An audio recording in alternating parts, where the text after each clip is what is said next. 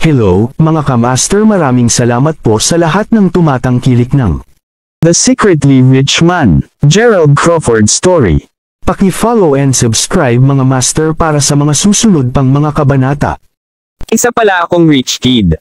By 2 years is body. Kabanata 2081. Naninigarilyo ka ba? Matapos kumuha ng 2 puffs, itinapon ni Takuya ang case ng sigarilyo kay Gerald. Nahuli ito ni Gerald, inilabas ang isa at sinindihan. So, umaarte ka lang. Nais mong pilitin akong kanselahin ang kontrata sa kasal sa pamilyang Kanagawa sa pamamagitan ng paggamit ng katayuan ng mag-asawa.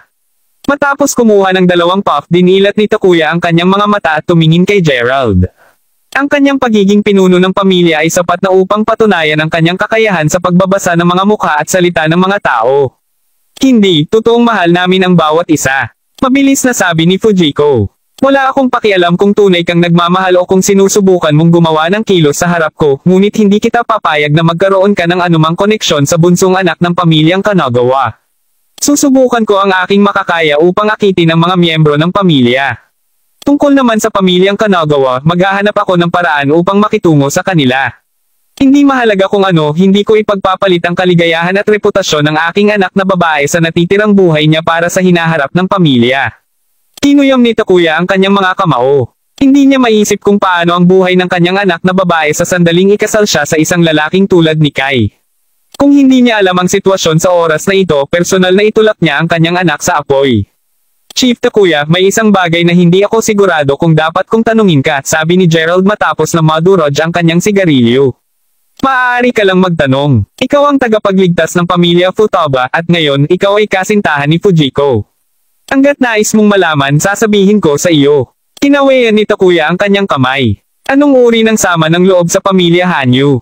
Sa pagkakaalam ko, ang pamilyang ito ay halos hindi makakilos laban sa mga tao sa teritoryo ng Hapon. Bakit nagpadala sila ng mga mamamatay tao upang patayin si Fujiko sa oras na ito?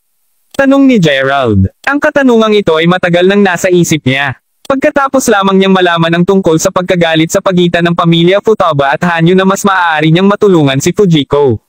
Bukod, ayaw niyang makisali sa away ng malalaking pamilya sa Japan nang hindi nalalaman ang tungkol dito. Bagaman ginagawa niya ito alang-alang sa Yearning Island, hindi siya makikipag-agawan ng hindi kinakailangan. Ang poot sa pagitan namin at ng pamilyang Hanyu ay nagsimula ilang daang taon na ang nakalilipas. Ngunit ito lamang ang impormasyong naipasa ng mga ninuno. Hanggat maaari kong matandaan, wala kaming mga nakatagpo o hindi pagkakasundo sa pamilya Hanyu. Sa oras na ito, medyo nahuli rin ako ng biglang tangkain ng pamilyang Hanyu na patayin si Fujiko. Siguro alam nila na hindi maganda ang aming sitwasyon at nais nilang kunin ang oportunidad na ito upang maalis kami. Umiling-iling si Takuya. Dati, nang maayos pa rin ang pamilyang Futaba, ang pamilyang Hanyu ay napaka-quiet. Napakatahimik na naisip pa niya kung mayroon ba talagang mga sama ng loob sa pagitan ng mga pamilya. Ngunit ngayon, noong ang kanyang pamilya ay nagpapakita ng mga palatandaan ng pag-urong, ang pamilya Hanyu ay hindi na nakaupo pa rin. Ito talaga ang nagkasakit sa kanya. Kasabay nito, napagpasyahan niya na kung makakabawi ang kanyang pamilya, ang pamilyang Hanyu ang unang nais niyang harapin. At least, hindi niya hahayaang matarget muli ang kanyang pamilya. Nang maglakas loob silang umatake kay Fujiko, nangangahulugan ito na matagal na nila itong plano. Kaya, hindi ito magiging isang beses lamang. Kailangan nating maging mas maingat sa hinaharap. Walang nakuhang mahalagang impormasyon si Gerald mula sa Takuya. Sa totoo lang, si Fujiko ay isang opisyal ng espesyal na puwersa sa Japan at siya ay may titulong Queen Soldier. Napakalakas niya, ngunit gayon pa man, hindi siya kahit nakalaban ng mga mamamatay tao. Mula dito, alam natin na ang pamilya Hanyu ay dapat na nagpadala ng mga nangungunang mamamatay tao. Kung ayaw nilang patayin si Fujiko, dapat ay balak nilang agawin siya upang banta ako, kung gayon. Labis na sumang-ayon si Takuya sa sinabi ni Gerald. Kaya, bago natapos ni Gerald ang kanyang pangungusap, mabilis niyang sinabi ang nasa isip niya. Ang mga mamamatay tao ay talagang napakalakas. Tumango si Gerald bilang pagsang-ayon. Kabanata 2082. Huwag nating pag-usapan ang pamilya Hanyu sa ngayon. Ang prioridad ngayon ay upang malutas ang usapin ng pamilyang Kanagawa. Maaari akong sumang-ayon dito, ngunit ang iba pang mga miyembro ng pamilya ay hindi sumasang-ayon. Paano naman pumunta ka muna at magpahinga, at dadalhin ko kayo upang salubungin sila upang talakayin ang bagay na magkasama. Si Takuya ay walang interes sa pamilya Hanyu sa ngayon. Ang naiisip niya lang ngayon ay ang kanyang anak na babae. Kung napangasawa niya ang kanyang anak na babae kay Kanagawakai, mabubuhay siya sa panghihinayang at pagsisisi sa natitirang buhay niya. Tayo na. Dapat pumunta muna tayo at magpahinga. Natural na hinawakan ni Fujiko ang kamay ni Gerald. Kung gayon, babalik muna tayo. Tumango si Gerald at mariing sinabi. Sa pagtingin sa likuran ng kanyang anak na babae at Gerald, tahimik na napasinghap si Takuya. Kung hindi nakaranas ng pamilya ang mga pagbabagong ito, itataas sana niya ang kanyang mga kamay at sumang-ayon sa pakikipagtipan ng kanyang anak na babae kay Gerald. Hindi para sa anumang ibang kadahilanan, ngunit dahil lamang sa pagpayag ng kanyang anak na babae. Bukod kayang protektahan ni Gerald ang kanyang anak na babae. Ngunit ngayon, nag-ilaw si Takuya ng isa pang sigarilyo at nakipag-ugnay sa lahat ng mga nakatatandang miyembro ng pamilya na sinasabi sa kanila na kailangan nilang pumunta sa pangunahing tirahan ngayong gabi upang talakayin ang isang bagay na mahalaga. Sa silid, binitawan ni Gerald ang kamay ni Fujiko sa sandaling lumakad sila papasok sa pintuan. Bagaman isang palabas lamang ito upang ipaglaban ang kanyang kaligayahan, ang paghawak ng kamay sa ibang babae ng nasa panganib pa si Mila ay pinaramdam sa kanya ng sobrang komportable. Salamat. Namula si Fujiko. Kontento na siyang makipag-holding hands kay Gerald. Maaari ba akong tumingin sa iyong palawit? Itinuro ni Gerald ang espesyal na kwintas na pendant ng tribo ng Sidom sa paligid ng kanyang leeg at nagtanong. Siyempre kaya mo. Likas na hinubad ni Fujiko ang pendant at iniabot kay Gerald. Hawak ang pendant, pinag-aralan itong mabuti ni Gerald. Ang palawit sa katunayan ay medyo naiiba mula sa iba pang mga karaniwang pendant. Bukod dito, ang material ay espesyal din. Sa lohikal, ang isang palawit na isinusuot sa lahat ng oras ay dapat na mainit mula sa pagpapahinga sa paligid ng dibdib ng isang tao. Gayunpaman, ang palawit na ito ay kakaibang napakalamig. Ito ang pendant ng iyong ninuno. Matapos itong suriin sandali, ibinalik ito sa kanya ni Gerald upang hindi maging sanhi ng hinala. Oo, sinabi ng aking ama na noong ako ay ipinanganak, inilagay sa akin ng aking lolo ang kwintas at sinabi na ito ay isang napakahalagang item at hindi ko dapat mawala ito. Ngunit hanggang ngayon hindi ko alam kung ano ang kahulugan ng pendant na ito. Ibinalik ulit ni Fujiko ang kwintas at medyo nagsasalita ng kakaiba. Marahil ito ay napakahalaga para sa iyong pamilya. Ngumiti si Gerald. Naniniwala siya kay Fujiko. Nangangahulugan ito na siya ay ang prinsesa ng tribo ng Sidom, ngunit hindi niya alam ang tungkol sa tribo ng Sidom o ang Yearning Island. Interesado ka ba sa pendant na ito? Hinawakan ni Fujiko ang pendant at naramdaman ang lamig nito. Hindi naman. Medyo nausisa lang ako dahil hindi ko pa nakikita ang ganitong pendant dati. Umiling si Gerald at casual na sinabi. Pala, hindi ko pa rin alam ang pagkakakilanlan mo. Bakit mayroon kang napakalakas na kapangyarihan na maaari mo ring labanan ang nangungunang mga mamamatay tao ng pamilya Hanyu? Ikaw ba ay isang misteryosong dalubhasa mula sa hukbo ng Weston? Tumingin si Fujiko kay Gerald bigla at chuckled, tinakpan ang bibig. Hindi ako galing sa hukbo.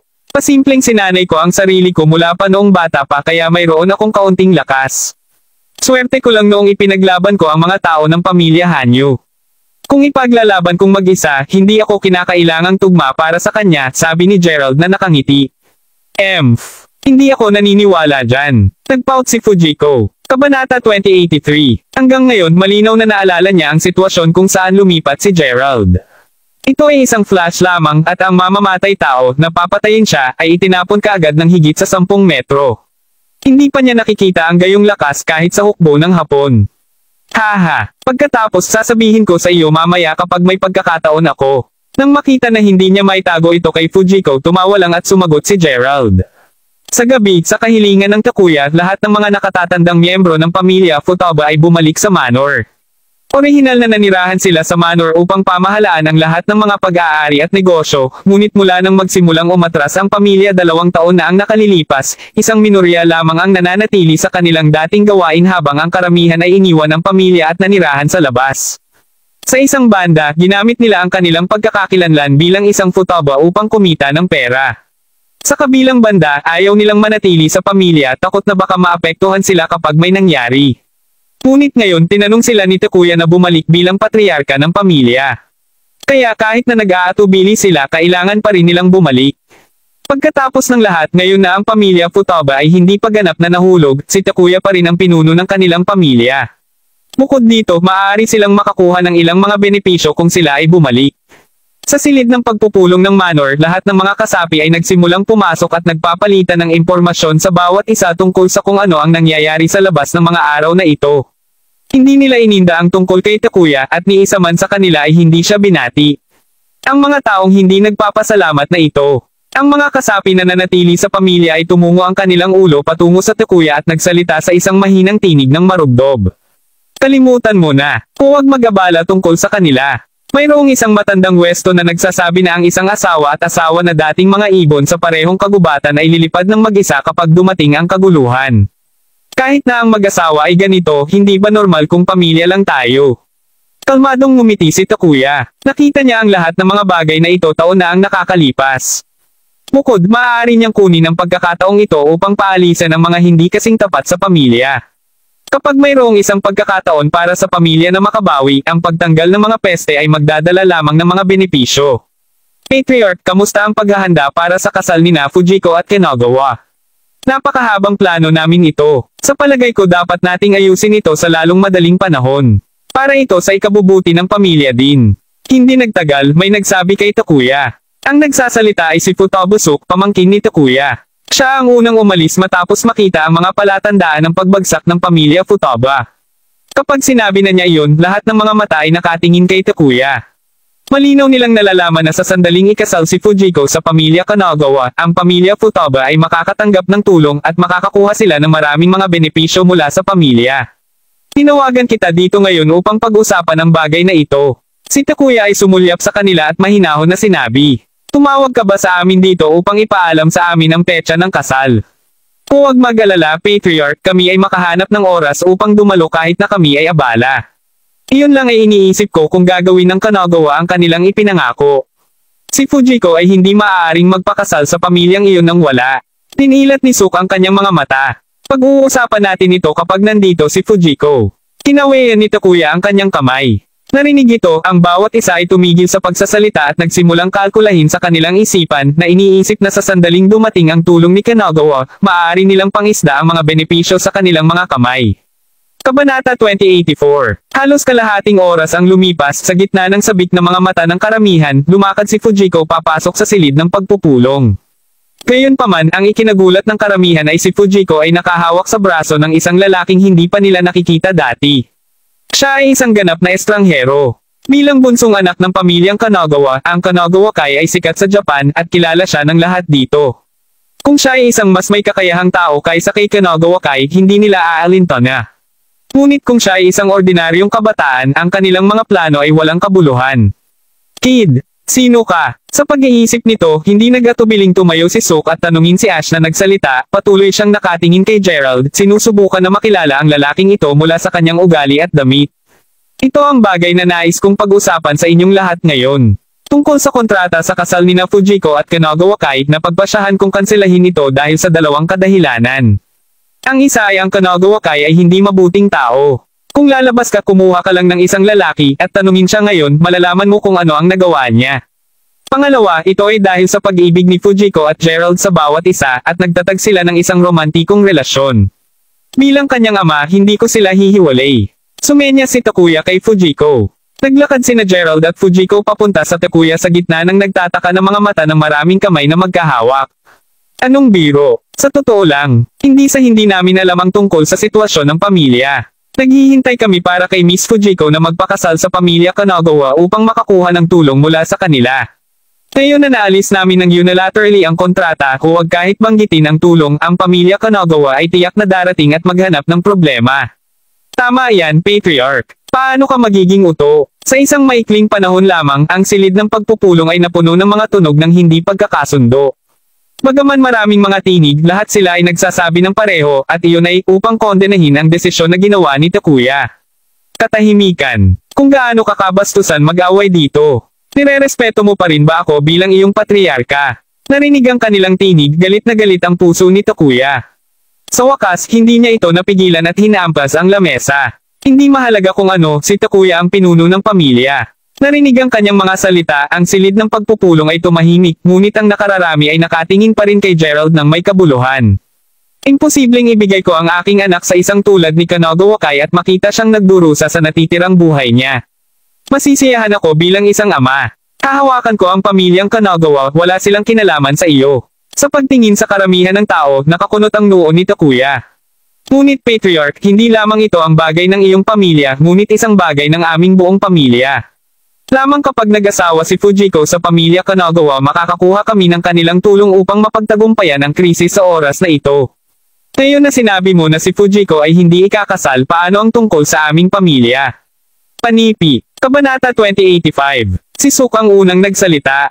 Mayroon akong sariling paraan. Tumawid si Takuya sa kanyang dibdib kung walang gaanong maraming tao dito, sasampalin niya kaagad kay Suk. Pagkatapos ng lahat si Takuya ay ang kanyang tiyuhin, ngunit si Suk ay talagang laban sa kanya sa harap ng maraming mga tao, ni hindi siya tinitipid ng isang tingin. May paraan ka, ano ang kaya mong gawin? Kung mayroon ka talagang kakayahan, hindi mo papayagang bumagsak ang aming pamilya sa estadong ito.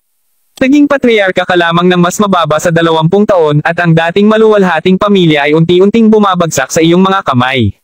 Sa palagay ko mas mahusay na pumili ng isang mas may kakayahang patriarka na pumalit sa iyo. Sa oras na ito, ang nagsasalita ay isang puting buhok, payat, at kutob na matanda. Siya ay may mataas na katayuan sa pamilya Futaba at siya ay tiyuhin ni Takuya. Isa rin siya sa mga malalakas na kakompetensya na naging patriarch nang pumanaw ang ama ni Takuya. Gayunpaman, dahil si Takuya ay biological na anak ng patriarka, nakatanggap siya ng higit na suporta sa pamilya at nanalo sa matandang lalaki na may kaunting kalamangan. Ngunit ngayon, nagbago ang mga bagay. Marami sa mga matatandang henerasyon na sumuporta sa kanya ay pumanaw na. Kahit na ang ilan ay buhay pa, naibigay nila ang kanilang kapangyarihan sa susunod na henerasyon at nagretiro na. Tama si Tio Masaro. Dahil ikaw ang patriarka, dapat kang mag-isip alang-alang sa pamilya. Ngayon, talagang sumusuko ka sa hinaharap ng pamilya alang-alang sa iyong anak na babae. Sa palagay ko hindi ka magkasya upang maging patriarka. Matapos sabihin iyon ni Masaro, agad na may mga umaalingaw-ngaw na boses. Sinamantala ang matataas na katayuan ng matanda, inatake nila si Takuya. Malinaw nilang nalalaman na kung ang isang bagong patriarka ay itinalaga, maaari nilang gawing ikasal si Fujiko sa pamilya Kanagawa ayon sa kaayusan ng pamilya. Kahit nakalabanan ito ni Takuya, walang gagamitin sapagkat ang moto ng pamilya na naipasa mula pa noong sinaunang panahon ay dapat na sundin ng lahat ng mga angkan ang sinabi ng patriarka na walang kondisyon. Siyempre, ang Takuya ay isang pagbubukod ngayon. Anong ibig mong sabihin? Sinusubukan mong maghimagsik. Ang reaksyon ng mga taong ito ay lampas sa inaasahan ni Takuya. Alam niya na magkakaroon ng oposisyon, ngunit hindi niya inaasahan na gagamot siya sa ganitong paraan. Paano natin gugustuhin na magrebelde? Inaasahan lang namin na makakagawa ka ng tamang desisyon para sa pamilya. Ang pagsasakripisyo sa kaligayahan ni Fujiko kapalit ng luwalhati ng pamilya ay isang napakahalagang bagay. Inis ni Masaro at sinabi, "Sinabi ko na sa iyo na imposible ito. Hindi ko ibibigay kay Fujiko ang isang tulad ni Kanagawa Kai." Itinapon ni Takuya ang kanyang manggas at masidhing sinabi, "Nakikita ko na wala kang balak talakayin ito sa amin. Sa halip tila napagpasyahan mo at nais mo lamang kaming ipaalam sa amin. Dahil ito ang kaso, mas mabuting maghiwalay." Si Masaro ay hindi talaga sumuko. Hindi siya nasiyahan kay Takuya mula pa nang hindi siya napiling maging patriarka at ngayon ang pinakamainam na pagkakataon na ibagsak siya. Hanggat maaaring bumaba si Takuya, sigurado siyang siya mismo o ang kanyang anak ang magtatagumpay na sakupin ang posisyon. Sa ngayon kahit na hindi malulutas ang problema, makakakuha siya ng higit na mga benepisyo sa pamilya bago ito tuluyang mahulog. At kahit na ang pamilya ay hindi ganap na nahulog, wala itong kinalaman sa kanila dahil nakuha na nila ang gusto nila dahil wala na silang nararamdaman para sa pamilya. Kung sakali, maaari kang umalis. Hindi din sinubukan ni Takuya na maging mabait sa kanila. In just 10 minutes, the family meeting was completely dissolved. Other than a small number of people, the rest chose to leave. They had originally thought that they would be able to get something from the marriage contract between Fujiko and Kai. Kabanata 2086. Tila na ngayon hindi lamang sila makakakuha ng anumang mga benepisyo, ngunit maaari rin silang may drag dito. Ang bawat tao ay nag-iisip ng mga paraan upang maputol ang relasyon sa pamilya upang hindi sila maapektuhan ng ang pamilya ay bumagsak o makisali sa sandaling lumitaw si Kanagawa sa kanilang pintuan. Sai, ito ang kasalukuyang sitwasyon ng pamilya Futaba ngayon. Kung may dumating na hindi nakakilala sa amin ng mabuti, iisipin pa niya na pamilya kami ng pangatlong klase. Matapos silang lahat ay umalis, hinampas ni Takuya ang kanyang kamao sa mesa at bulalas sa galit. Alam niya na ang mga tao sa pamilya ay tiyak na tatutol dito matapos ang balita, ngunit hindi niya inaasahan na sila ay maging brazen at prangkahan na harapin siya. Ito ay labis na hindi komportable sa kanya. Huwag magalit tungkol dito, Patriarch. Mula sa sandali na nagbigay sila ng isang malamig na balikat patungo sa pamilya kapag ito ay bumababa at umalis sa kanan noon, hindi na sila bahagi ng pamilyang Futaba. Hindi tayo dapat magalit dahil sa mga katulad nila, ang isa sa mga miyembro ng pamilya ay sumugod kay Takuya at minasaya ang balikat. Huwag kang mag-alala, Fujiko. Sa oras na ito, hindi ako papayag na dalhin ka ng isang masamang tao tulad ni Kanagawa kay kahit na ano paman.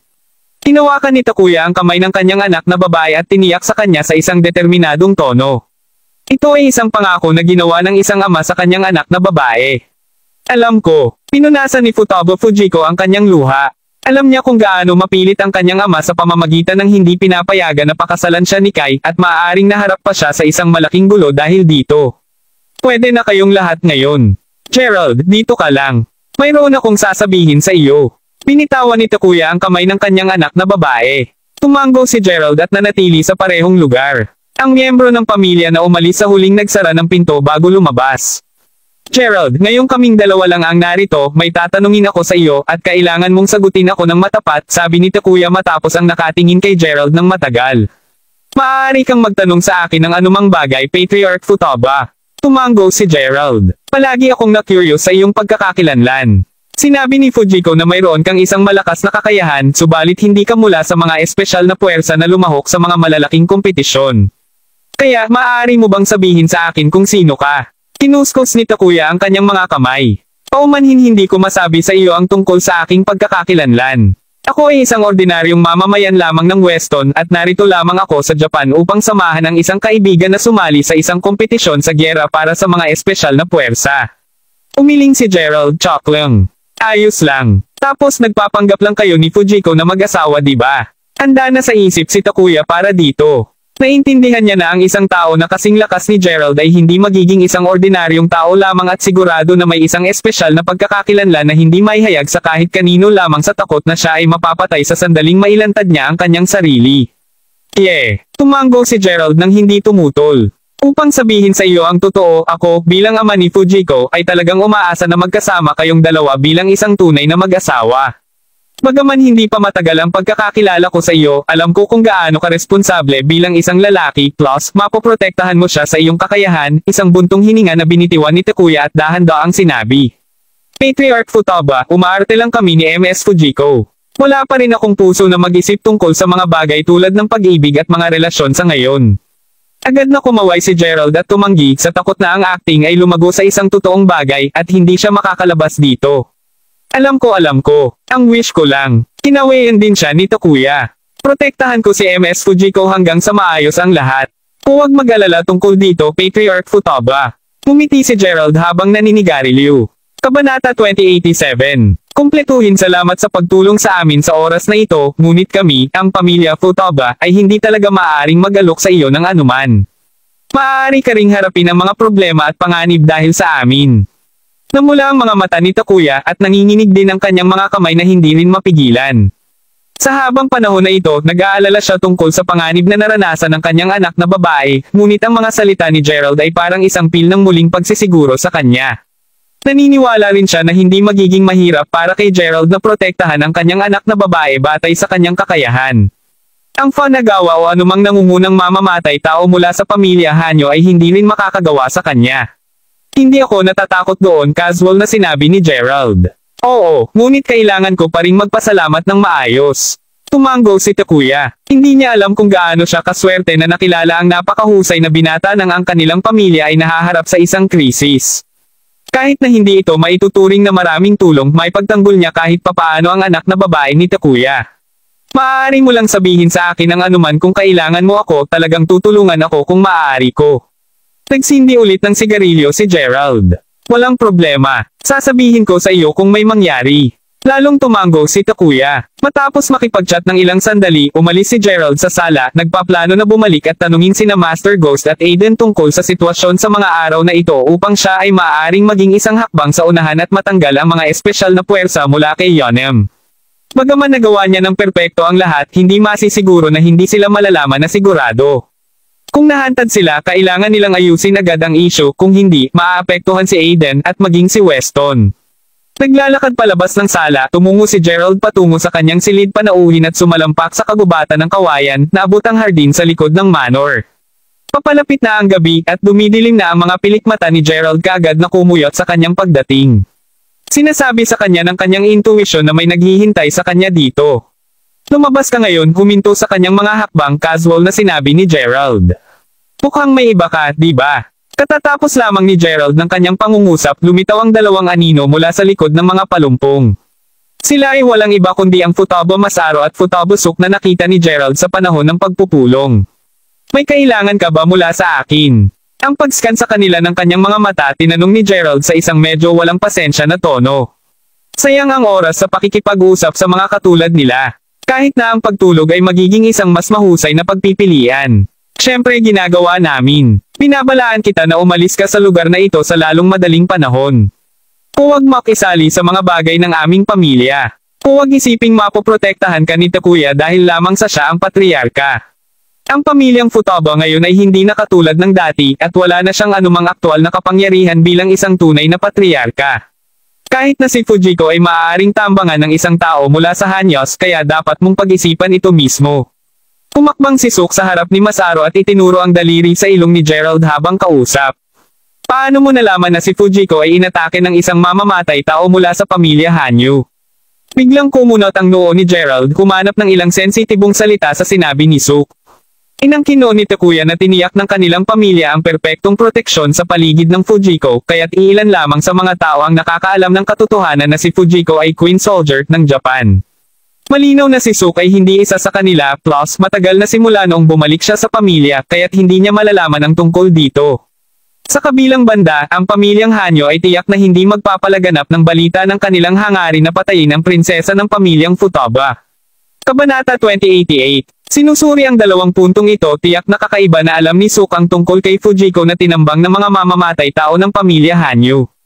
Maaaring may kahit anong bagay dito. Ano ang gagawin nito sa iyo? Tandang padamdam panipi. Napagtanto na may nasabi siyang mali na mula ang mukha ni Suk, ngunit mabilis na nakakuha ng katahimikan at sumigaw kay Gerald habang nakaturo sa huli, binabalaan kita ulit, lahat ng nangyayari dito ay walang kinalaman sa iyo. Tandang padamdam. Lumayo ka rito kaagad sa maaari, kung hindi, hindi ka rin mamamatay ng payapa. Binabanta mo ba ako? Umiti ng bahagya si Gerald at nagtanong. Siyempre hindi ito isang banta. Ito lang ang huling exemption na ibinigay sa iyo. Ang hindi pagkakapantay-pantay ni Gerald ay nagpalitaw kay Suk at tiyak na nakipaglaban siya sa taong ito mula sa Weston kung hindi dahil nasa manor sila. Sige, naiintindihan ko. Ngayon kung wala nang iba, dapat umalis kayong dalawa sa halip na maghintay para makita kayo ni Patriarch Takuya at palayasin kayong dalawa. Iniwan sila ni Gerald ng ilang mga sarkastiko na salita habang dadaan ito sa mga ito ng dahan-dahan sa kanyang mga bulsa. Ang basurang iyon. Nang makita si Gerald na umalis, mahigpit na kinuyom ni Suk ang mga kamao at papalapit na sa kanya. Huwag kang magmamadali. Dapat kang bumalik sa akin muna dahil miyembro pa rin kami ng pamilya. Kung kumalat ito, hindi ito makakabuti sa amin. Agad siyang hinayla pabalik ni Futaba Masaru at kinumbinsi siya sa isang mahinhin at masungit na boses. Si Lolo Masaru, ang lalaking ito, si Gerald, ay sobrang nakakainis. Hindi naglakas loob si Suk na labag sa mga sinabi ni Masaru at mapipigilan lamang, ngunit pinipigilan pa rin niya ang kanyang galit sa kanyang dibdib. Gusto ko rin sanang tanungin. Ano ito tungkol kay Fujiko? Paano mo nalaman na siya ay tinambang ng isang mamamatay tao mula sa pamilyang Hanyu? Sinunggaban ni Masaru si Suk at tumungo sa labas ng manor habang tinanong niya ito. Sinasabi ko sa iyo, ang Fujiko ay bahagi pa rin ng aming pamilya at ang pamilyang Hanyu ay ang karibal ng aming pamilya habang buhay.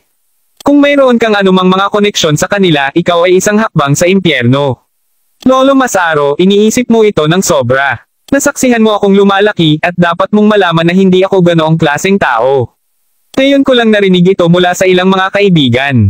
Si Suk ay pumutok sa isang malamig na pawis at mabilis na nagpaliwanag. Iyon ay para sa pinakamahusay. Huwag hayaan akong matuklasan ang anumang mga koneksyon sa pagitan mo at ng pamilya Hanyu. Tandaan, nagkakaroon lamang kami ng panloob na salungatan sa loob ng pamilya, kaya huwag makisali sa aming mga habang buhay na karibal. Sisiguraduhin kong ligawan ka ng mag-isa kung nalaman kung may nangyayari sa pagitan mo at nila. Malamig nang umuso si Masaru at iniwan si Suk sa kanyang paglalakad ng dahan-dahan. Tutulungan kita, Lolo Masaru. Pagkakita nyon, nagtriple si Suk upang maabutan siya.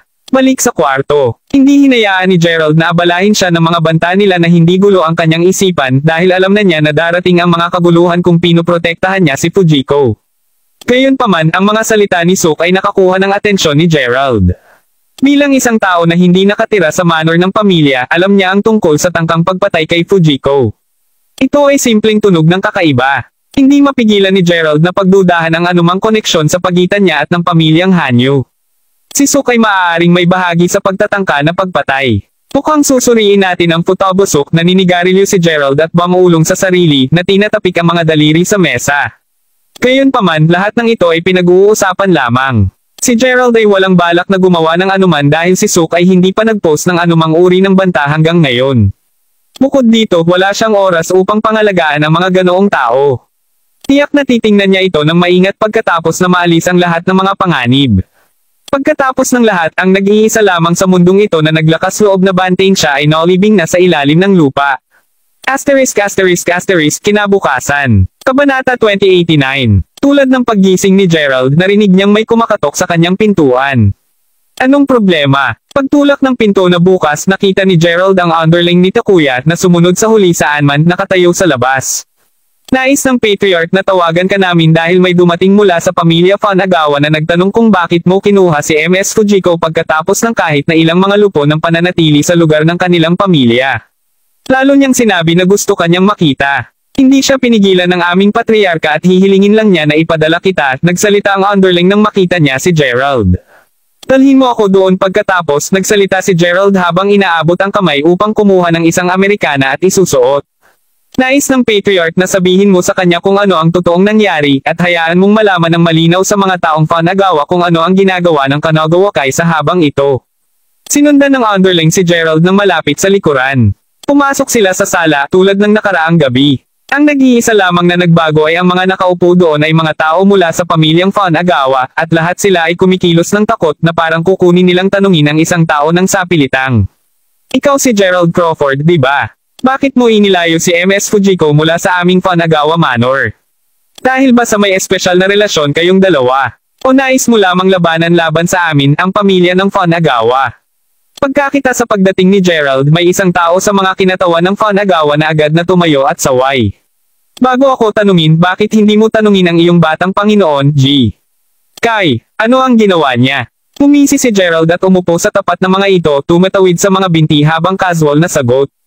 Oh, pakinggan natin ang ginawa ng Young Master Kai kung gayon. Nasuko pa rin ang lalaki. Hindi pa niya iginagalang ang sinuman mula sa pamilyang Futaba kahit na si Takuya. Kanagawa Ryuka, sigurado ka bang gusto mong sabihin ni Gerald sa lahat tungkol dito? Nang makita na magpapatuloy si Gerald, itinaas ni Takuya ang kanyang braso upang pigilan siya at gupitin. Ayaw niyang maging masama ang sitwasyon mismo, dagdag pa, alam niya na kung talagang inilantad nila ang lahat ng nagawa ni Kai, ang ugnayan ng ang dalawang pamilya ay tuluyan ng matatapos. Kahit na si Takuya ay handa sa pag-iisip para sa mga kahihinatnan at kung paano ito matutugunan, naniniwala pa rin siya na dapat nilang iwasan ang sitwasyon hanggat maaari, ayaw sa pamilya na saktan ng ibang pamilya na may malaking kapangyarihan. Patriarch Futaba, interesado ako sa sasabihin niya. Nais kong malaman ang dahilan kung bakit niya inilabas si MS Fujiko palabas ng manor ng aming pamilya Funagawa ng mag-isa. Hini siya ni Ryuka at itinoon ang mga mata kay Gerald. Nakikita mo kung gaano ka interesado, sasabihin ko sa iyo ang tungkol dito kung gayon. Pinilit ng iyong batang Panginoon at sinubukang ihulog sa kama si Fujiko nang walang pahintulot niya. Kung hindi ka naniniwala dito, maaari mong tanungin ang dalawang tapat na lingkod ni Young Master Kai tungkol dito. Ang mga mata ni Gerald ay nagtama sa kanya nang walang anumang hint ng pag-back out. Kaya tungkol lamang ito sa ilang maliliit na bagay na tulad nito.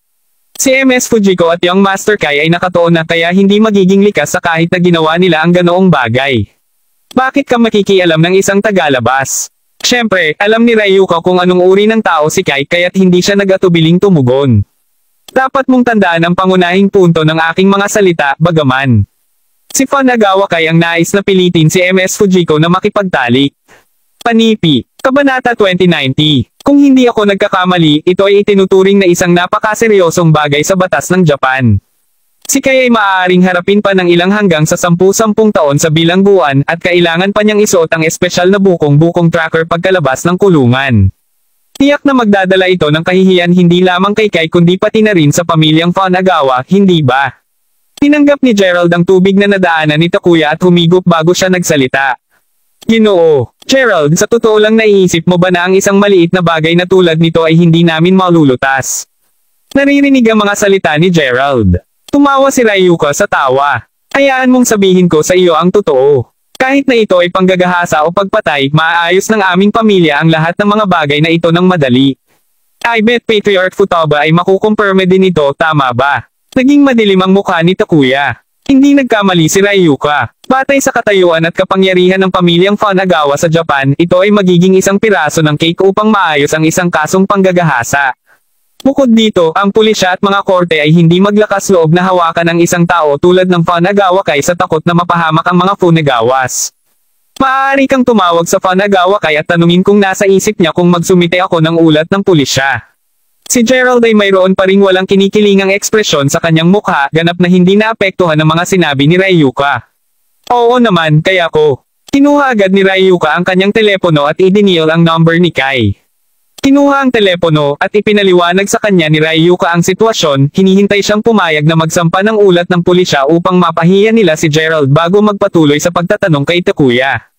Hindi inaasahan, si Kai ay talagang nagngangalit sa galit mula sa kabilang bahagi ng telepono, na sinasabi na kung ang pamilya Futaba ay talagang nagsumite ng isang ulat ng pulisya, hindi na muling makakakuha si Ryuka sa pamilyang Funagawa.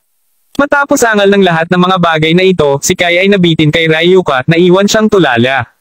Hindi niya naintindihan kung bakit nagsalita ng ganoong paraan ang batang Panginoon, ngunit ang kailangan niyang gawin ngayon ay pigilan si Gerald sa pag-uulat nito sa pulisya nang hindi inilalantad ang alinman sa mga detalye ng tawag. Kaya, ano ang sinabi ni Kai tungkol dito? Nahulaan na ni Gerald kung ano ang tawag tungkol sa paghatol sa pagbabago ng ekspresyon ni Ryuka. Itinabi ang iba pang mga katotohanan, hindi papayag si Kai kahit isang maliit na posibilidad na may palabas ang nangyari noong gabing iyon. Ginoo, sinabi ni Kai na maaari kang gumawa ng isang ulat ng pulisya, ngunit sapat siyang nagpapatawad upang hindi ka mapahamak tungkol sa bagay na ito upang igalang si MS Fujiko at ang pamilyang Futaba. Gayunpaman, binalaan kanya na huwag na gawin ang mga ganoong bagay kung hindi patay ka na. Mabilis na nag-iisip si Ryuka ng isang bagay at bumuo ng isang serye ng mga salita na tila walang butas upang magpanggap na walang nangyari habang kausap niya si Gerald. Salamat kay Young Master Kai para sa akin kung gayon. Gayon din, mangyaring ipasa ang aking mga salita sa kanya. Kung maglakas loob siya na gumawa ulit ng anumang ganyan, papabayaran ko siya ng eksakto sa parehong paraan. Pumiti si Gerald. Kung gayon Patriarch Futaba, babalik ako kung wala nang iba. Pumangon si Ryuka at yumuko ng bongga kay Takuya bago umalis kaagad. Nais niyang bumalik at tanungin si Kai kung ano ang eksaktong nangyari. Sa ganoong paraan, malalaman niya kahit papaano kung paano kumilos at magsalita sa susunod na kailangan niyang makipag-ugnay muli sa Futabas. Pagkaalis ni Ryuka, si Takuya at ang kanyang mga underlay ay lahat ay nagbuntong hininga. Lahat sila ay nag-aalala tungkol sa pamilyang Funagawa na gumawa ng isang ekspedisyon ng pagpaparusa laban sa kanila, natatakot na magkaroon ng anumang mga hidwaan. Tiyak na mapapalole nito ang kalagayan ng pamilya. Gerald, anong eksaktong ginawa mo sa lugar ni Funagawa? Bakit kumilos ng ganoon si Ryuka pagkatapos lamang ng isang tawag? Matapos utusan ng lingkod na isara ang pinto, agad na nagtanong si Takuya. Napansin din niya ang abnormal na pagbabago sa Ryuka, ngunit hindi niya ipinakita ang kanyang hinala ngayon. Ilan lamang ito sa maliliit na trick. Hindi ka dapat magtanong pa tungkol dito, Patriarch Futaba. Gayunpaman, maaari kong garantiya na si Kai ay hindi maglakas loob na lumapit at maghanap ng gulo ng ilang sandali. Kabanata 2091. Hindi alam kung paano masimulan ang pakikipag-usap tungkol sa kanyang nagawa, simpleng ibinigay ni Gerald ang hindi malinaw na mga detalye. Naiintindihan na hindi nais ni Gerald na pag-usapan ito, sinabi ni Takuya, nakikita ko. Kung ano man ang ginawa mo, ayos lang ako rito hanggat hindi si Kai ang naghahanap ng mas maraming kaguluhan. Natutuwa akong marinig iyon. Pinag-uusapan kung alin, nais kong magtanong tungkol sa Sook. Tuldok-tuldok. Ano nga ba ang relasyon niya sa Futabas? At gaano katagal mula nang hindi siya makipag-ugnay sa pamilya? Tanong ni Gerald habang inaalala ang pangyayari kagabi. Saan nagmula ito? Naghanap ba siya ng kaguluhan sa iyo kahapon? Tanong ni Takuya habang agad na nakataas ang kilay niya. Bagaman hindi siya kasing lakas ng mga Kanagawas, siya pa rin ang pinuno ng pamilya Futaba. Sa pag-iisip na iyon, nasa loob ng kanyang kapangyarihan na makitungo sa mga manggugulo sa loob ng pamilya. Wala akong laban kay Sook. Medyo na-curious lang ako sa kanya, sagot ni Gerald. Hanggang sa maayos siyang gumawa ng isang masusing pagsisiyasat, si Gerald ay hindi magbabahagi ng kanyang mga haka-haka at hindi sinasadyang mapahamak sa loob ng pamilya. Nakita ko. Kaya, Suk ay hindi eksakto ang pinakamagandang lalaki sa paligid. 3 taon na ang nakalilipas mula nang umalis siya sa pamilya at hindi niya ako nakipag-ugnay sa ngayon. Hindi ako masyadong sigurado kung nakikipag-ugnay siya sa iba pang mga miyembro ng pamilya kahit na alam ko na nirerespeto niya si Masura ng labis. Natatakot ako na iyon lang ang alam ko tungkol sa kanya, sagot ni Takuya nang hindi nagmimina ng anumang salita. Nagkamot ng baba, sinabi ni Gerald, nakikita ko. Matapos tignan sandali si Gerald, hindi mapigilan ni Takuya na mag-cross arm bago sabihin kung ano man ang kaso, huwag mong isapuso ang sinabi nila kahapon. Nais lamang nilang agawin ang aking post bilang ulo ng pamilya. Kahit na hindi ako babagsak ng walang laban kahit na magtulungan ang dalawa. Nakangiting banayad, simpleng sagot ni Gerald na nakuha ito. Samantala, si Ryuoka na nakabalik sa Kanagawa Manor ay kaagad na nagsimulang maghanap kay Kai. Bakit ganoon ang reaksyon ni Kai sa panahon ng pagtawag? Sinabi ba niya ang isang bagay na hindi niya dapat ibalik noong siya ay nasa Futaba Manor? Manganganib ba ang kanyang katayuan sa pamilya dahil doon? Sa pag-asang hindi iyon ang nangyari, sumigaw si Ryuoka pagkatapos Kai.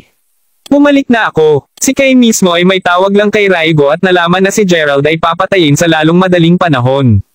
Sa pag-iisip na iyon, nasa mabuti siyang kalagayan. Nang marinig ang sigaw ni Ryuoka, humarap siya sa kanya bago nagtanong, ano ang nagdala sa iyo rito? Sa gayon parang hindi ka nasiyahan nang tumawag ako sa iyo kanina kaya't iniisip ko kung may sinabi ba ako na hindi ko dapat gawin sa Futabas. Sagot ni Ryuoka na hindi mapigil ang huminga ng maluwag nang makita ang ngiti sa mukha ni Kai. Kinawayan ang kamay, simpleng sinabi ni Kai, wala yon. Ano man, ipaalam na walang sino man mula sa aming pamilya ang pinapayagan na makipagkita o makipag-ugnay sa Futabas nang wala akong pahintulot sa ngayon. Panipi-panipi, tuldok-tuldok-tuldok.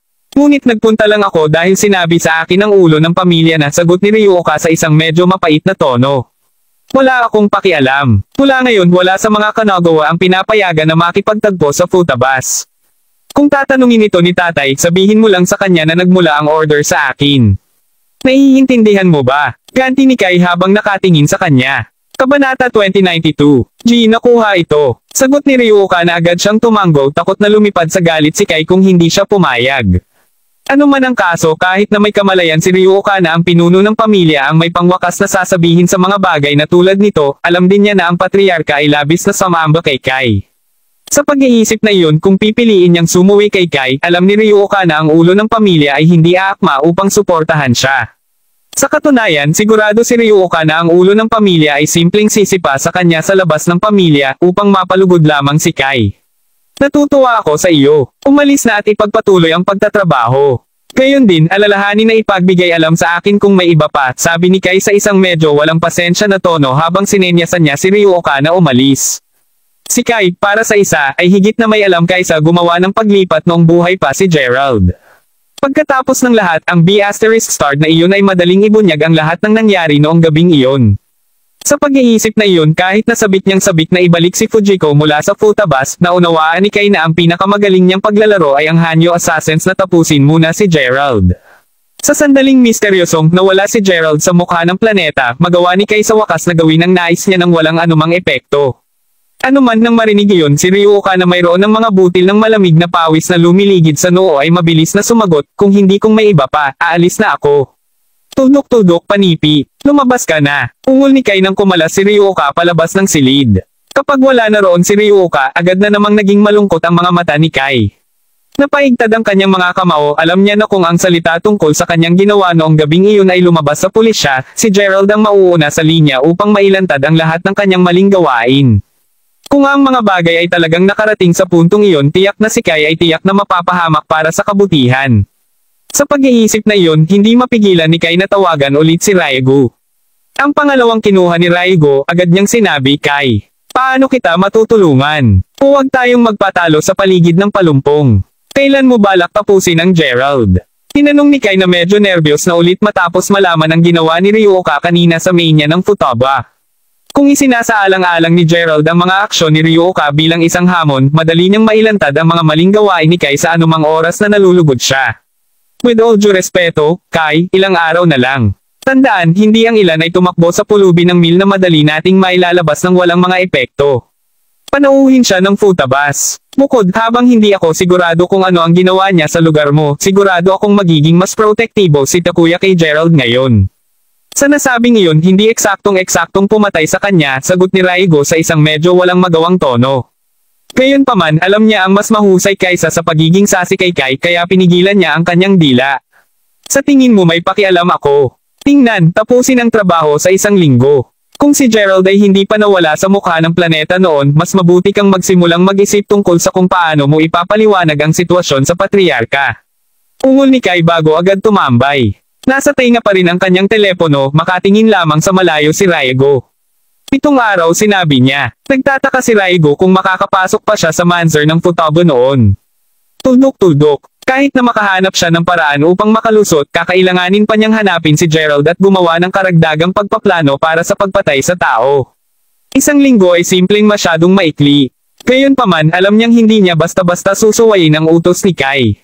Pagkatapos ng lahat si Kai ay ang malakas at maimpluwensyang batang Panginoon ng pamilyang Kanagawa, isang pamilyang higit na mas malakas kaysa sa Hanyos, hindi bababa sa Japan. Tuldok-tuldok. Tulad ng kung iyon ay hindi sapat na nakakagambala, nasa mainit na tubig na siya kasama si Suijin mula nang nabigo siyang hanapin ang individual na pumigilan sa pagtatangka sa pagpatay kay Saburo. Tuldok. Kung naiulat ni Kai ang kanyang kawalan ng kakayahan sa Suijin din pagkatapos ay talagang mahuhulog niya ang kanyang posisyon bilang pinuno ng pangkat ng pagpatay. Habang iniisip niya ito, lalo siyang nagalit. Siya ang pinuno ng pangkat ng pagpatay para sa langit. Pangalawa lamang kay Sujen sa loob ng pamilya Hanyu. Ang impyerno sa buong Japan kahit na ang karamihan sa mga prestihiyosong tao at mataas na ranggo ng mga opisyal ay kailangang bayaran siya ng kaunting respeto. Lahat napunta sa kanyang paraan. Paano siya bumagsak ng sobra sa kalahating buwan lamang? King Hell. Saan ba nagmumula ang lahat ng mga problemang ito? Umungal ang galit na Raigo habang hinaampas nito ang kamao sa mesa ng mahogany sa tabi niya na naging sanhi ng pagbasag nito sa 1,000,000 piraso. Kabanata 2093. Narinig ang lahat ng ingay na iyon, ang ilan sa mga tauhan ni Raigo ay agad na sumabog sa pintuan at tinanong pinuno ng koponan. Anong meron? Mabuti ang lahat. Anuman tumawag ka agad sa lahat ng mga pinuno ng pangalawang koponan ng pagpatay. Mayroong isang mahalagang bagay na nais kong talakayin sa kanila.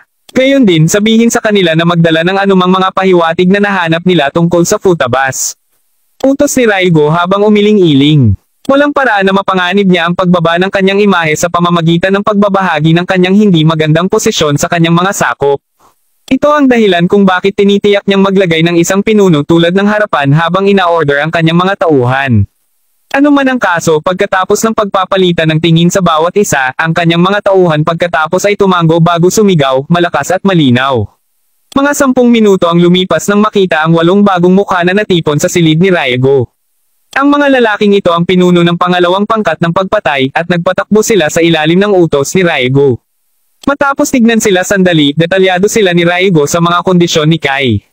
Habang ginagawa niya ito, gayunpaman, hindi niya maiwasang mapansin na maraming mga pinuno ang paminsan-minsan ay ibinaba ang kanilang ulo upang bamaulong sa kanilang sarili, naiinis na pinag-uusapan siya ng kanyang mga nasasakupan sa harap mismo ng kanyang mukha, maya-maya ay umungol si Raigo, kung may nais kang sabihin, sabihin mo sa aking mukha. Panipi-panipi tuldok-tuldok-tuldok. Sa lahat ng nararapat na paggalang, pinuno ng koponan, tinatalakay lamang namin ang misyon. Tama siya, pinuno ng koponan. Naaalala kung paano nabigo si Saburo na patayin si Fujiko noon. Hindi mo ba naisip na ang Futabas ay magiging mas mapagbantay tungkol sa amin ngayon?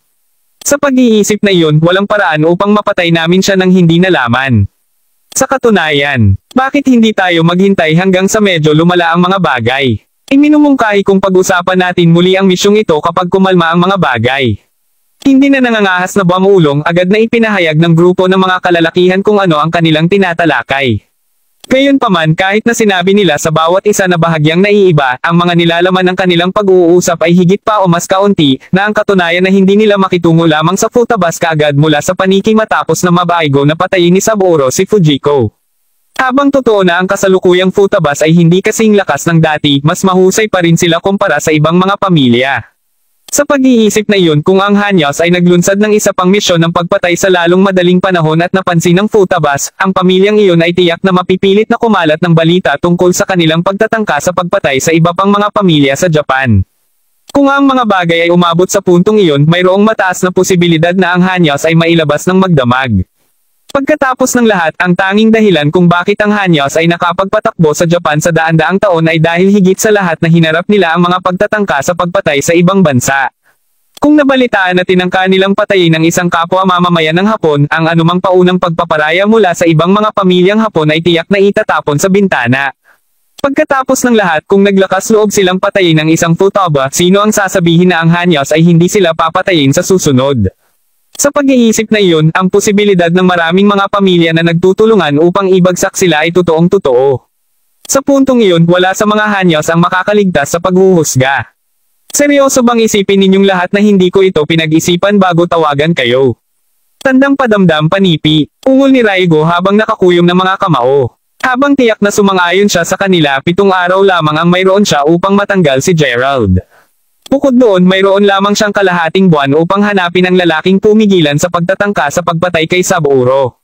Wala talagang oras para siya ay maging tamad. Kabanata 2094. Mayroon bang? Kaya na may kinalaman sa iyong desisyon, pinuno ng koponan. Tinanong ang ilan sa mga kalalakihan na may pakiramdam na iyon ang kaso. Walang point na pag-usapan ito. Ano man ang kaso, tinawag ko kayong lahat ngayon upang pag-usapan kung paano natin haharapin si Gerald. Naaalala ko ang ilan sa iyo na nagsasabing mayroon kang mga pahiwatig na nauugnay sa futabas. Mayroon ka bang mga ito? Sagot ni Raigo habang nakatingin siya sa kanilang lahat. Nandito na sila, sinabi ng isa sa mga kalalakihan habang kinukuha niya ang isang hard disk mula sa kanyang bulsa at inilagay ito sa harap ni Raigo. Kasunod nito, mabilis na ikinonekta ng isa pang nasasakupang ito sa computer sa silid at sa lalong madaling panahon, nagsimulang mag-pop up sa screen ang lahat ng uri ng impormasyon. Mahalaga, ito ay isang pagsasama-sama ng lahat na natutunan ng Hanyos tungkol sa futabas sa saklaw ng kaunti sa ilalim ng 2 taon. Kasama sa impormasyon ang mga relasyon sa personal at negosyo ng lahat ng mga futabas pati na rin ang mga detalyadong detalye tungkol sa Takuya. Ang pag-scan sa pamamagitan ng impormasyon sa paglaon ay nag-click si Raigo sa isang file, agad na inilantad ang pagtingin ng isang ibon sa Futaba Manor matapos ang isang bahagyang kisap ng screen. Tuldok-tuldok. Dahil napansin na ito ay medyo masyadong maliwanag, ang isa sa mga kalalakihan ay mabilis na isinara ang mga kurtina ng silid, agad ginagawang mas malinaw ang feed ng video. Pagturo sa isang lugar sa manor, sinabi ni Raigo, dito ang kanilang silid panauhin, kaya't ipinapalagay kung nanatili doon si Gerald. Gayunpaman, dahil siya ay isang kilalang panauhin ng pamilyang iyon, posible na manatili siya sa ibang lugar. Dahil hindi pa kami nakakatiyak tungkol dito, kailangan naming unahin ang pag-alam kung saan talaga siya manatili sa loob ng manor. Ipinapalagay ko na nagpaplano ka para sa pagpatay na gaganapin sa loob ng bahay. Gayunpaman, hindi ba mas madali ang pagpatay sa kanya sa labas ng manor? Tinanong ang isa sa mga pinuno ng koponan na si E at nakatingin sa screen. Ito ay magiging kahit na hindi ako sigurado kung ang pagkakataon ay magpapakita mismo, sagot ni Raigo na may isang maliit na kunot ng noo. Paglingon upang tingnan ang isa sa mga mas matangkad na tao sa pangkat na nakatayo sa likuran, pagkatapos ay idinagdag ni Raigo. Tuldok-tuldok. Suneo, nais kong magpadala ka ng 2 mapagkakatiwalaang mga nasasakupang subaybayan ng Futaba Manor. Kapag nahanap na nila si Gerald, ay stalk mo siya at iulat kung ano man ang makita nila sa akin. Malakas at malinaw, pinuno ng koponan. Idineklara si Suneo habang umusad siya sa isang hakbang. Gayon din kung ang sino man sa inyo ay may anumang nagpapatuloy na misyon, ihulog sila sa ngayon. Ang aming pangunahing focus ngayon ay dapat na ilabas si Gerald at hanapin ang individual na humadlang sa plano ng pagpatay kay Saburo. Ang totoo, sinabi na sa akin ng patriarka na kung hindi tayo makitungo sa 2 misyon na ito, kailangan kong magbitiw sa posisyon bilang pinuno ng pangkat ng pagpatay. Kung nangyari iyon, ang mga pinuno ng pangkat ay mawawala rin ang iyong mga post. Ano pa kailangan mo ring sumailalim sa pinakamatinding parusa na inaalok ng aming pamilya? Sinabi nito, sigurado akong naiintindihan ninyong lahat kung bakit napakahalaga nito ngayon, di ba? Idineklara ni Raigo. Oo. Sagot ng lahat na medyo balisa. Pagkatapos ng lahat, ito ang unang pagkakataon na nakita nila si Raigo na nag-aalala at seryoso ito. Pagkatapos ay muli, isinasaalang-alang ang mga banta ni Suijin, ang reaksyon ni Raigo ay lubos na naiintindihan. Tuldok-tuldok. Ano man ang kaso, kahit na ang mga misyon ay malayo sa simple, alam nila na kailangan nilang magmadali. Dapat din silang mag-ingat na hindi magkagulo o tiyak na maghihintay sa kanila ng parusa. Alinmang paraan, ngayon na nakuha ni Raigo ang kanyang punto, itinuro niya ang 2 lalaki na nakatayo malapit sa harap bago sabihin, kayong 2. Dito ka lang. Tungkol sa iba pa, ihanda ang inyong sarili sa mga misyon. Ang mga lalaking pinili niya ay ang mga pinuno ng koponan ng una at pangalawang koponan. Pareho silang mga subordinate na napromosyon ni Raigo at sa mabuting kadahilanan.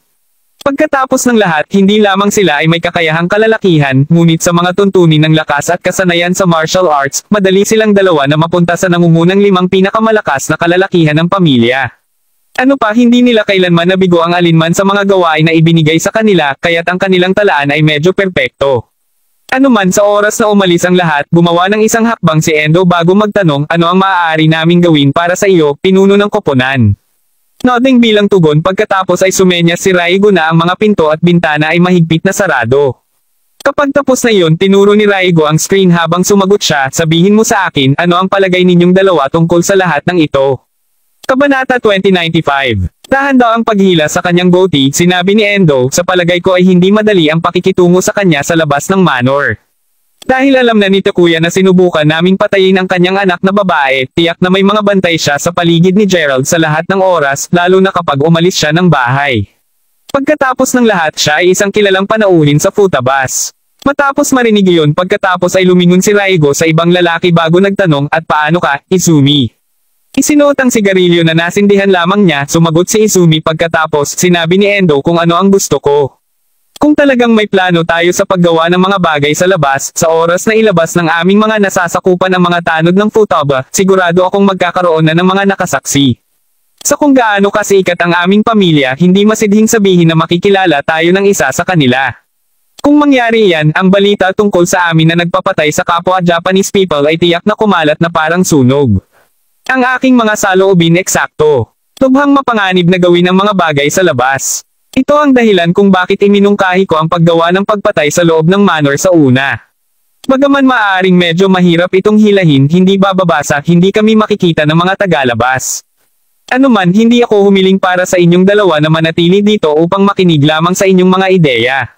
Tulad ng nahulaan mo na, inaatasan ko kayong dalawa na kumpletuhin ang misyong ito. Hindi ko lang maiwasang mag-alala kung maiiwan ko ang misyon sa iba, sabi ni Raigo habang nakatitig sa dalawang lalaki. Ang isang linggo ay napakaliit para magkaroon ng anumang silid para sa error. Kung nabigo silang mapupuksa si Gerald sa kanilang unang pagtatangka, walang pangalawa. Sa puntong iyon, tiyak na mabibigo nila ang misyon ni Kai at ang kapalaran ni Raigo na ihulog ang kanyang posisyon ay mabuklod. Anuman, nang marinig iyon, nagpalitan ng tingin sina Endo at Izumi na malinaw na hindi inaasahan ng Raigo na imungkahi pa iyon bago tumugon, nais mong gawin namin ito. Narinig iyon, bahagyang sumimangot si Raigo habang sumagot. Ano, ayaw mo? Hindi. Siguradong handa kami para dito, hindi lang. Hindi namin inisip na kakailanganin kaming pareho upang maglabas ng isang panauhin ng Futabas, sabi ni Endo habang umiling. Pagkatapos ng lahat, sa huling pagkakataong ipinaris siya kay Izumi, sila ang tungkulin na patayin ng pinuno ng isang samahang terorista. Dahil sa kanilang mahusay na pagtutulungan, ang mga terorista ay hindi man alam na ang kanilang mga pinuno ay pinatay hanggang sa kaunting oras matapos na stealthily na bumalik sa Japan sina Endo at Izumi. Ang lahat ng iyon ay tumagal ng 2 araw upang magawa nila. Sa pag-iisip na iyon, tuliro sa kanila na nagpasya si Raigo na mag-order sa kanilang dalawa upang matupad ang isang simpleng gawain. Sa kanilang pananaw, ang pag-order lamang sa isa sa kanila ay sapat na, at nasayang ang oras at mga mapagkukunan kung pareho silang magkakasama. Nakukuha ko kung saan ka nanggaling, ngunit may pakiramdam ako na hindi magiging ganoon kadali na target ang Gerald. Matapos bigyan ako ng misyon ni Kai, hiniling ko sa kanya na magbigay sa akin ng ilang karagdagang detalye. Maliwanag, nagawa ni Gerald na isave si Fujiko at iwanan ang Kanagawa Manor na ganap na hindi nasaktan. Idagdag ito sa katotohanang nais na gusto ni Kai na siya ay patay na, may dahilan ako upang maniwala na may kakayahan si Gerald. Habang alam ko na pareho kayong pantay na may kakayahan, isa lang ang shot natin dito. Kapag nabalo na ang Futabas na hinahabol namin ang ulo ni Gerald, lahat ay mawawala, sagot ni Raigo habang nagbubuntong hininga bago magsindi ng sigarilyo. Naintindihan. Magtutulungan kami ni Izumi noon. Kung wala nang iba pa, magsisimula na kaming maghanda para sa misyon, sabi ni Endo na nakayuko. Natutuwa akong marinig ito. Tandaan, dapat mamatay si Gerald nang walang napansin sa iyo ng Futabas. Kung mahuli ka, patayin mo rin sila. Walang ebidensya ang dapat iwanan. Sagot ni Raigo habang ikinakaway ang kamay. Sa totoo lang, nagsisimula na siyang magsisi sa pagsang-ayon sa kahilingan ni Kai. Kabanata 2096. Kung hindi pa niya nagawa ito, nakatuon lamang siya sa pagsisiyasat sa taong hamarang sa pag-atake ni Saburo. Nako kung paano niya hinahangad na wala ang sobrang bigat sa kanyang likuran. Tunok tandang padamdam. Sinabi sa katotohanan si Suiji na marahil ay alam kung gaano kahirap ang kaso ay nakakaintindi na sa pagbibigay sa kanya ng kalahating buwan upang siyasatin. Kung hindi lamang niya kinukuha ang misyon ni Kai kung magkakaroon siya ng mas maraming oras upang mag-imbestiga, sa gayon ay baba ng kanyang tsansa na maparusahan. Ano man ang kaso, ang pagtanggal kay Gerald ay mahalaga na ngayon sa paghahanap ng salarin ni Saburo. Alinmang paraan si Endo na may kumpiyansa sa kanyang lakas saka tumango bago sabihin huwag kang mag-alala. Dahil pareho tayo sa pagsasama na ito, ang misyon ay tiyak na magiging isang tagumpay. Kung ang kapalaran ay nasa tabi namin, maaari ka ring makapagdala sa iyo ng magandang balita sa bukas ng umaga. Si Endo, para sa isa, ay napakalakas na madali niyang madadala bawat 10 miyembro ng espesyal na lakas ng Hapon, at alam iyon ni Raigo. Sa pag-iisip na iyon, bamaantong hininga si Raigo at sumagot, inaasahan lang natin na iyan ang kaso. Kasunod nito, sinenyasan niya na umalis na sila. Ang nais lamang niyang gawin ngayon ay upang makapagpahinga ng hindi kinakailangang mag-isip tungkol sa anumang bagay sa ilang sandali. Tuldok-tuldok. Sa sinabi na, sina Endo at Izumi ay yumuko sa harap ni Raigo bago umalis na magkasama.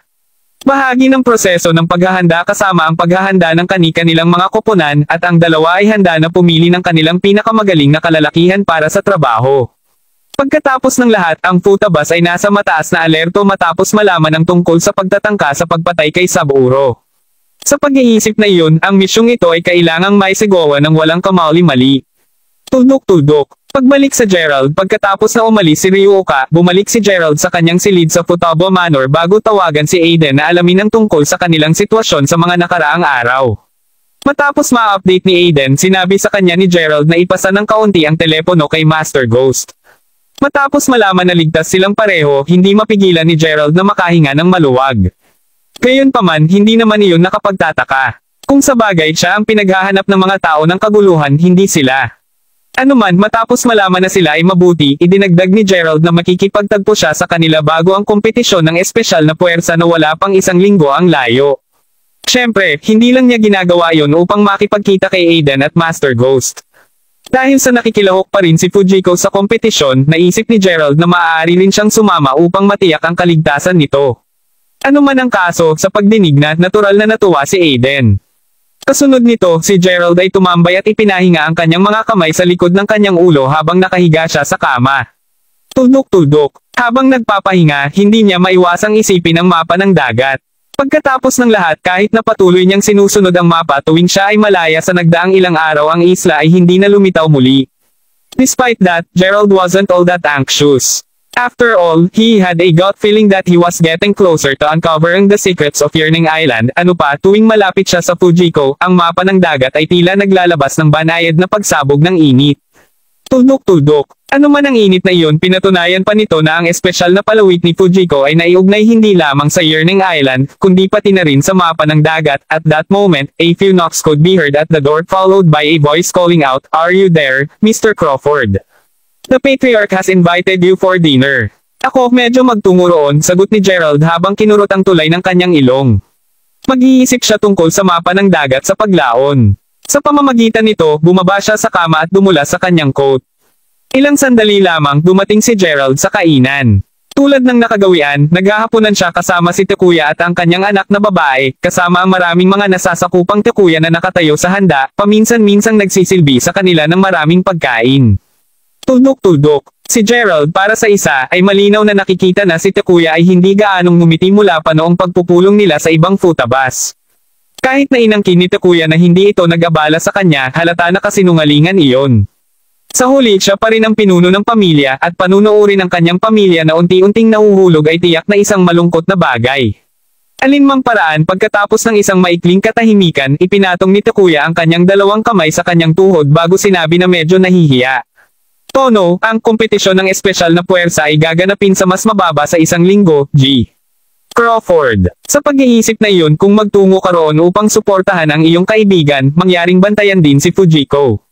Ako ay nag-aalala lang na susubukan ulit ni Hanyos na patayin ulit siya. Panipi. Kabanata 2097. May dahilan si Takuya na makahiya. Pagkatapos ng lahat, mula nang magpakita si Gerald, patuloy na pinuprotektahan niya si Fujiko.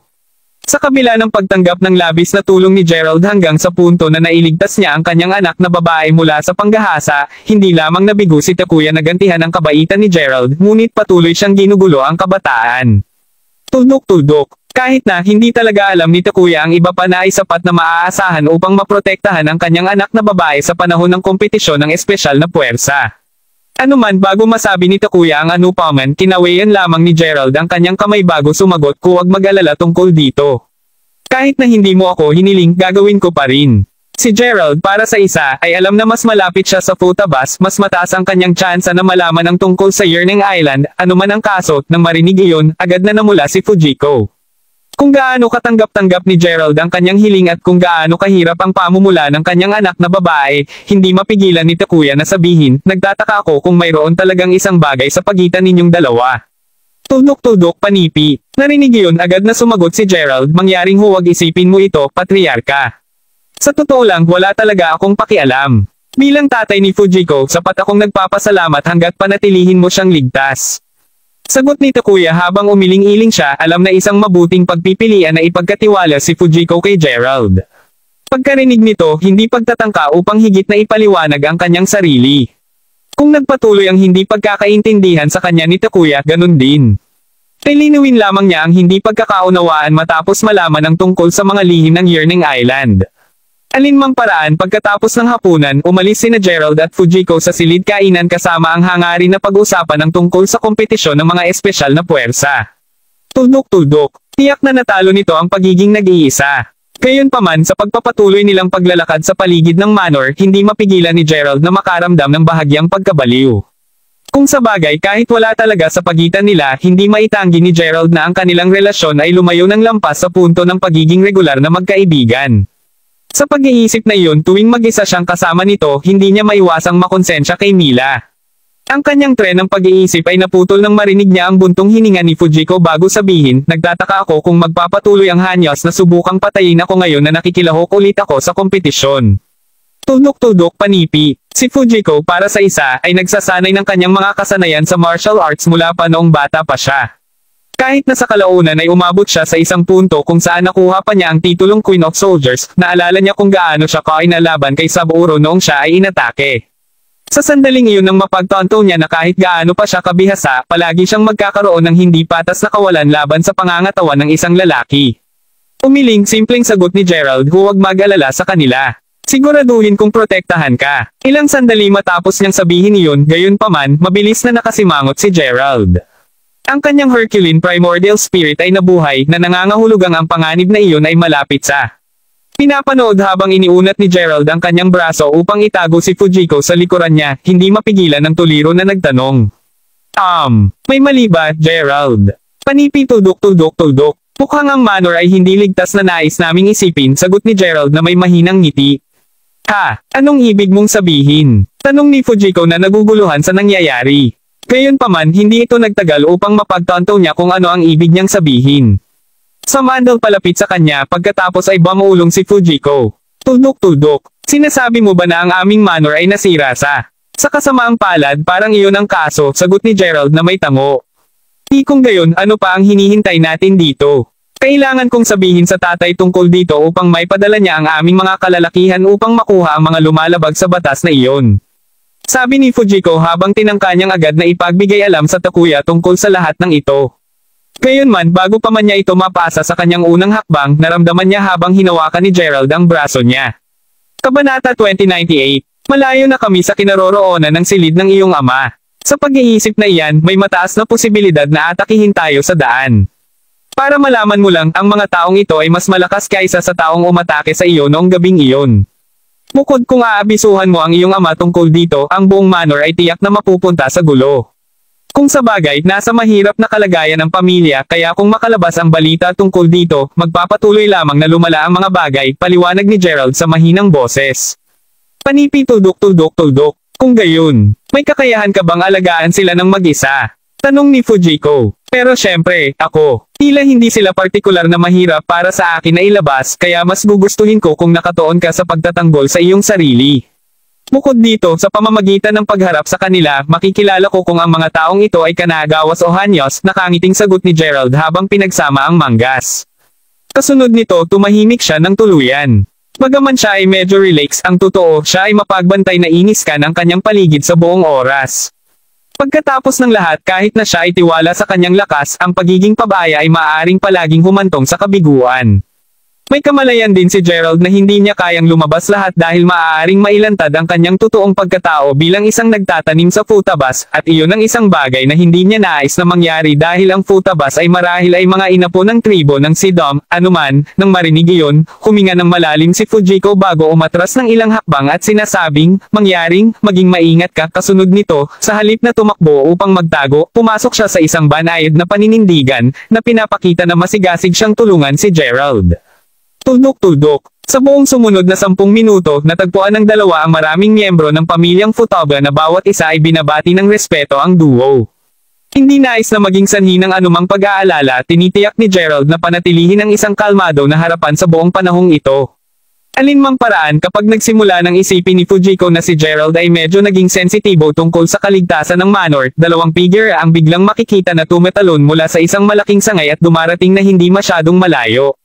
Napansin ang pamilyar na kislap ng dalawang punyal na iluminado ng ilaw ng buwan, kaagad na tumayo si Gerald sa harap ni Fujiko at sinabi, panatilihing ligtas ka. Nakuha mo ito, sagot ni Fujiko habang kumukuha siya ng ilang mga hakbang mula sa duo, handa na tumakbo para rito kung kailangan niya. Siya para sa isa ay alam na hindi siya laban-laban sa kanila, kaya mas gugustuhin niyang gawin ang sinabi ni Gerald kaysa potensyal na magwakas bilang isang pasanin. Ang duo mismo ay walang iba kundi si Endo at Izumi na nakarating sa Manor mga 5 oras na ang nakalilipas upang maghanda para sa kanilang pagpatay. Ngayon nahuli na at ang mga nagpapatrulyang gwardya ay nasa ibang lugar, oras na para sa wakas na silang gumawa ng aksyon. Alinmang paraan, ang pangalawang Fujiko ay nagsimulang lumayo, ang duo ay agad na lumusot patungo kay Gerald, ang kanilang mga punyal na naglalayong para sa kanyang dibdib. Malinaw na sinusubukan nilang wakasan ang mga bagay sa isang solong pag-atake. Sa ilalim ng normal na mga pangyayari, kung hindi napansin ng kanilang biktima ang kanilang presensya, tiyak na namatay sila sa lugar na iyon, na hindi nila namalayan kung ano ang pumatay sa kanila. Sa kasamaang palad, ang kalaban nila sa pagkakataong ito ay si Gerald.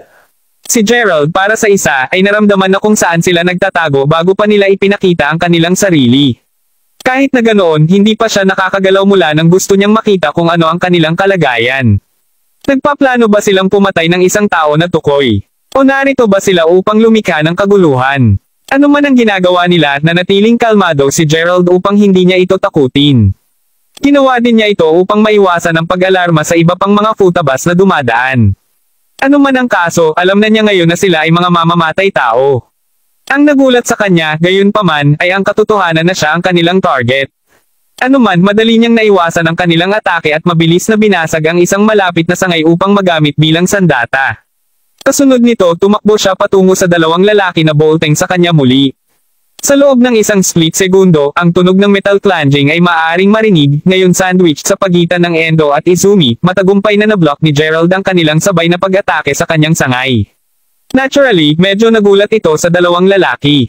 Pagkatapos ng lahat, kahit na ang duo na parehong pinuno ng magkakahiwalay na mga koponan ng pagpatay ay hindi nagtulungan sa edad, sila ay parehong lumaki at nagsanay sa ilalim ng Raigu. Kabanata 2099. Bago sila na promosyon bilang mga pinuno ng koponan, ang dalawang lalaki ay nagtrabaho magkatabi sa pinakamahabang oras.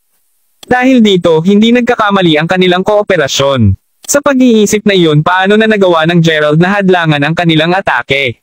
Tandang padamdam. Pagsalungat ng kanyang tingin sa pagitan ng dalawang lalaki, si Gerald na nakahawak pa rin sa kanyang sangay ay hindi mapigil ang mapangiti ng banayad habang sinabi niya, pareho kayong malakas. Ang kanilang pinagsamang lakas ay hindi masyadong malayo sa inaasahan niya na nangangahulugang maliit lamang ang mga banta sa kanya.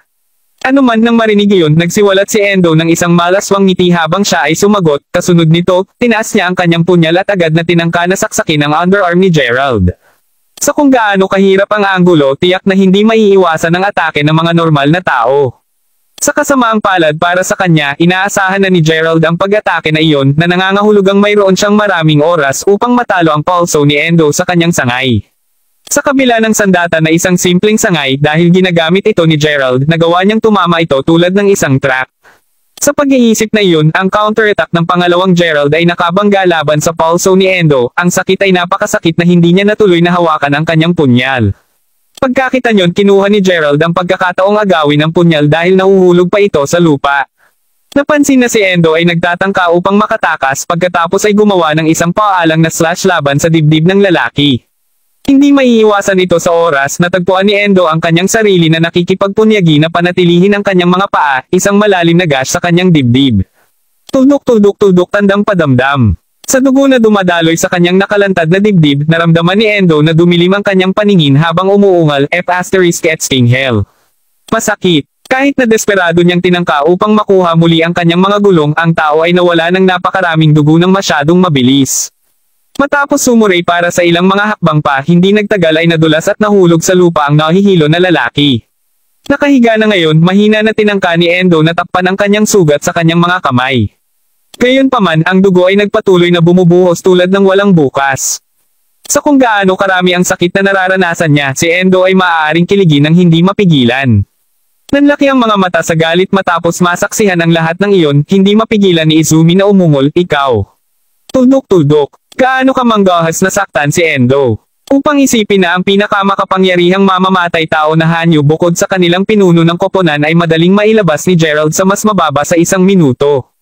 Tuldok-tuldok-tuldok tandang padamdam. Hindi pinansin ang tanong ni Izumi pagkatapos ay lumingon si Gerald sa kanya bago sinabi, kaya, nagtatrabaho ka para sa Hanyos. O marahil ang mga kanagawas. Sabihin mo sa akin ang totoo at maaari kong isaalang-alang lamang na pakawalan kayo pareho. Para malaman mo lang, ang iyong kaibigan dito ay medyo nasaktan. Maaari pa rin niyang gawin itong buhay kung ipadala mo siya sa ospital ngayon. Ano mang huli pa kaysa doon, gayon paman. Pinapanood si Gerald pagkatapos ay nginisyan bago tumingin kay Endo, hindi mapigilan ni Izumi na mapangiti ang kanyang mga ngipin habang sinagot niya, tulad ng impyerno sasabihin ko sa iyo. Kahit na alam niya kung gaano masama ang kasalukuyang kalagayan ni Endo, si Izumi ay lumaki sa isang pamilya na mamamatay tao. Sa madaling salita, nakatanim na sa kanya na ang pagkumpleto ng misyon ay laging mas mahalaga kaysa sa buhay ng kapwa mamamatay tao. Tuldok-tuldok. Oh, ganoon ba? Sa totoo lang, upang maging matapat, sa palagay ko ang mga kanagawas ay walang sinumang kasing lakas sa inyong dalawa. Sa palagay ko nangangahulugang pareho kayong mula sa pamilya Hanyu. Sagot ni Gerald habang nakataas ang isang kilay. Hindi kami kabilang sa alinman sa mga pamilyang iyon. Basta nais naming tapusin ka. Sigaw ni Izumi, ayaw na mapagtanto ni Gerald na tama ang hula niya. Kabanata 2100. Oo naman ikaw ay hindi. Sa gayon hindi mahalaga. Kahit na tumanggi kang sabihin sa akin, mapatunayan ko maaga o huli ang aking hula. Ano man, binibigyan lang kita ng pagkakataon na mabuhay, sagot ni Gerald na hindi talaga umaasa sa una. Pagkatapos ng lahat sa buong taon, mas mababa sa 1/3 ng mga tao na nahuli ni Gerald upang tanungin ay kusang inihayag ang kanilang mga pagkakakilanlan. Kay Gerald, ang mga madaling sumuko ay simpleng mga duwag na takot sa kamatayan. Maraming iba pa na mas pipiliin ang kanilang mga ngipin at mamamatay na tapat sa kanilang mga pamilya o nangungupahan kahit na hindi kinakailangan isang magandang bagay. Ano man ang kaso, nang marinig iyon, hindi mapigilan ni Izumi na magbalita, nakatingin ka ng sobra sa iyong sarili, Gerald. Tuldok-tuldok tandang padamdam panipi. Kahit na alam ngayon ni Izumi na wala siyang pagkakataon na talunin si Gerald, hindi niya hinayaan na si Gerald ang huling tumawa. Kahit na mamatay siya ngayon, kahit papaano ay masasaktan niya si Gerald. Sa puntong ito, ang pagkapuot ni Izumi sa kabataan ay tumaas. Kung sa bagay, ginawang personal ito ni Gerald mula nang masaktan iyon ng *start kay Endo. Sa pagpatay lang ang nasa isip niya, hindi nakapagtataka kung bakit ang mga tumpak na pag-atake ni Izumi ay naging mas malamaya. Pinapanood ang palad ni Izumi na may pulgada ang layo sa kanya, hindi mapigilan ni Gerald na may iling. Ito ay tulad ng isang sanggol na sinusubukang saktan siya. Madali na nakahawak sa umaatake na braso ni Izumi, binigyan ito ni Gerald ng isang simpleng pag-ikot. At tulad nito, maraming mga bitek na nakakasakit ang narinig. Halos lahat ng buto sa braso niya ay nasira lang. Napaungol habang siya ay nahihilo sa sakit, hindi mapigilan ni Izumi na magtaka kung gaano katagal ito mula nang huli siyang makadama ng sakit na tulad nito. Tuldok-tuldok. Ano man ang kaso, tulad ng isang nabaliw na lalaki, pagkatapos ay sumalpok si Izumi kay Gerald habang umuungal pumunta sa impyerno. Bago pa niya mailagay ang isang daliri kay Gerald, gayunpaman, sinipa siya sa tiyan. Sa oras na tuluyang tumigil si Izumi sa paggalaw, nakarating siya sa tabi mismo ng Endo. Sa isa sa kanila ay seryosong nasugatan at ang iba ay may maraming mga nabasag na buto, tumagal ng mas mababa sa 5 minuto para sa dalawa sa pinakamakapangyarihang pinuno ng koponan ng Hanyo Assassin upang makuha lubos na natalo ni Gerald. Tuldok-tuldok, panipi tuldok-tuldok-tuldok, napakalakas. Ungol na gulat na si Fujiko na nakasaksi sa lahat ng naganap, ang nanginginig nitong mga kamay na nakatikip ngayon sa kanyang bibig. Bumalik noong siya ay unang naisave ni Gerald, madilim ang gabi at siya ay nasugatan na. Sa pag-iisip na iyon, habang alam niyang malakas si Gerald, hindi niya alam kung gaano siya katindi. Gayunpaman, ngayong gabi, nalaman niya kung gaano katao ang makapangyarihang Gerald ay. Upang isipin na minsang isinasaalang-alang niya ang kanyang sarili na medyo malakas kasama ng iba pa sa militar. Tuldok-tuldok. Alam niya ngayon na bago si Gerald, ang kanyang lakas ay maihahambing lamang sa isang bata. Sa sobrang lakas niya, naramdaman ni Fujiko na marahil magagawang madaling talunin ni Gerald ang lahat ng mga dalubhasa sa Japan.